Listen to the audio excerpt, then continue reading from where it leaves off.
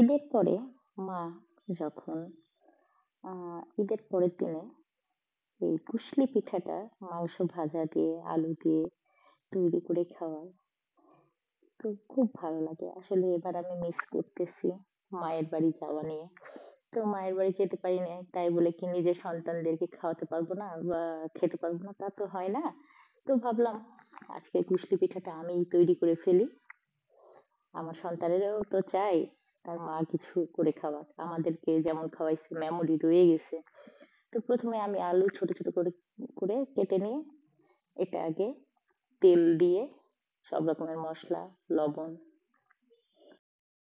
দিয়ে একটু সিদ্ধ করে নিয়ে তারপরে রান্না করা যে মাংসটা, ঈদের দিনে রান্না করা যে মাংস, ওটা ছোট করে কেটে এটা ভালো করে মিক্সড করে ভেজে নেব।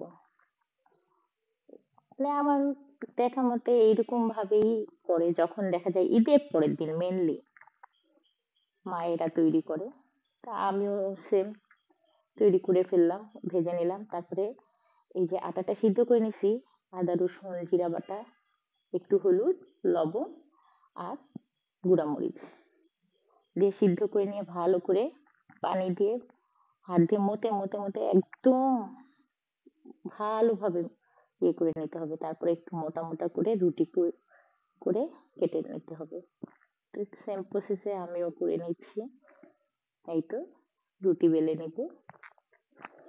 এটাও আপনাদের সঙ্গে শেয়ার করি যে আসলে কিভাবে, আর আমি এইভাবেই তৈরি করি। অনেকে সাদা আটা, জাস্ট সাদা আটাটাই নেয়, নিয়ে সিদ্ধ করে নেয়। এই তো এইভাবে মোটা, বেশি পাতলা করা যাবে না, একটু মোটা মোটাই রাখতে হবে। আর স্টিলের বা কোনো বোতলের মুখারি থাকলে নিয়ে, এই যে আমার যেমন স্টিলের ছোট গ্লাস আছে, এই গ্লাসের মুখে এভাবে গোল গোল করে সব কটা কেটে নেব। কুশলি পিঠা, মাংস কুশলি পিঠা অনেক জায়গায় অনেক রকমই বলে নাম, কুলি পিঠা, কুশলি পিঠা, বিভিন্ন নামেই ডাকে। আমরা কুশলি পিঠাটাই বলি, ঝালের কুশলি পিঠা।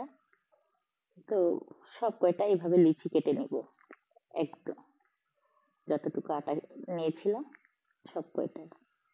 আর এখানে তো বলেছি মাংস ভেজে আলুর সঙ্গে অনেকে বুটের ডাল দেয়, আমি বুটের ডালের জায়গায় আলুটা দিয়েছি, এই কারণে বাচ্চারা পছন্দ করবে এই কারণে। আর সব কয়টা লিচি আমি এইভাবে গোল গোল করে কেটে নিয়েছি। কিন্তু এটা মেন প্রসেসিং হইলো আটাটা যত ভালো করে মতে নেওয়া হবে ততটাই ভালো। আর হাতের মাধ্যমে এই তো ঘুরিয়ে ঘুরিয়ে ঘুরিয়ে ঘুরিয়ে একটু বাটির মতন করে নিব।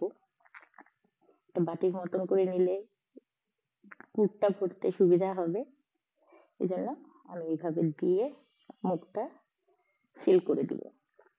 প্রথমে এইভাবেও রাখা যায়, আবার দেখা যাচ্ছে একটু ডিজাইন করার জন্য আমি একটু পারি, এই জন্য আমি একটু মুখটা সিল করে হালকা করে ডিজাইন যতটুকু পারছি ততটুকু করে তৈরি করে নেব সব কয়টা। আর এটা ভালো হয় সবাই গ্রামে যেমন সবাই বসে একসঙ্গে তৈরি করে নেয়। আর তৈরি করার পরে এই যে আরেকটা টিপস যেটা শিখিয়ে দিই, হালকা ভেজা কাপড় চিপে ওই পিঠাটার উপর ঝেপে রাখতে হবে, তাহলে পিঠার ফাটবে না। এবার তেলটা গরম করে নিব, নিয়ে একে একে সব কয়টা পিঠা গরম তেলে মচমচে করে ভেজে উঠিয়ে নেব। তো আমি দিয়ে দিই সব কয়টা। অসাধারণ খেতে, আপনারা যদি পারেন ঈদের দিনের ওই মাংসটা দিয়ে করবেন, ওটার একটা টেস্টই আলাদা, মজাই আলাদা। তো একটু সোনালি কালার করে এগুলো সব কয়টা ভেজে নেব। আর দেখবেন একটুও ফাটবে না বা ভেঙে যাবে না। আমি যেমন নড়াইতে যে একটা কেটে ফেলছি, এই জন্য সব আলু টালু এগিয়েতে বাহির হয়ে গেছে। এক পাশে যখন লাল হবে দেন পরের পাশটা উল্টিয়ে দিয়ে ভাজবেন। আর এটা গোল্ডেন কালার হইতে হবে, মচমচা, খেতেও মচমচা, অসাধারণ টেস্ট।